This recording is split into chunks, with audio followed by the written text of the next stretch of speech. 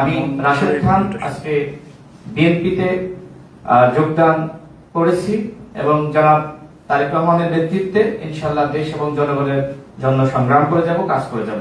আসসালামু আলাইকুম। রাশেদ খান বিএনপিতে যোগদান করেছেন, তার ব্যক্তি স্বাধীনতা রয়েছে।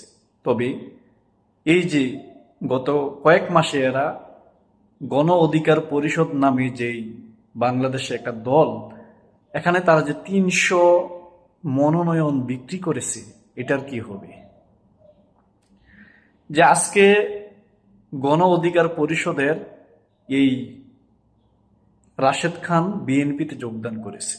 রাশেদ খান বিএনপিতে যোগদান করেছে এই কারণে আমি তার সমালোচনা করতেছি না, তার ইচ্ছা, সে যেখানে ইচ্ছা সেখানেই যোগদান করতে পারে।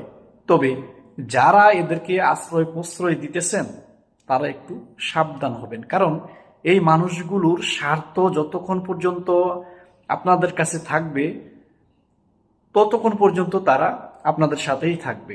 যখন স্বার্থ ফুরিয়ে যাবে এরা আবার অন্য কোনো পন্থা, অন্য কোনো পথে এরা রওনা দিবে। মূল কথা হচ্ছে এরা গিরগিটির মতো রং পাল্টাবে, এবং এদের মধ্যে আবার কয়েকজন আছে যারা দুই নৌকায় পা দিয়ে চলতে পছন্দ করে। তবে এরা কি এটা জানে না দুই নৌকায় পা দিয়ে চললে গন্তব্যে পৌঁছানো যায় না?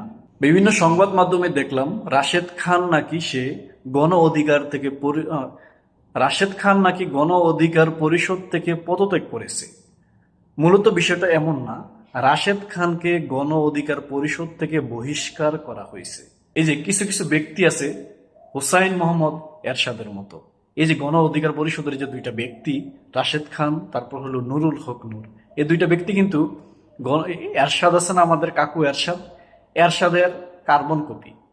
মানে এরশাদের যে ব্যক্তিত্ব ছিল, যে চরিত্রটা ছিল, এরা তা বহন করতেছে। আরেকটা বিষয় হচ্ছে, কোনো ব্যক্তির যদি কোনো আদর্শ না থাকে আপনি তাকে কখনো অনুসরণ করবেন না।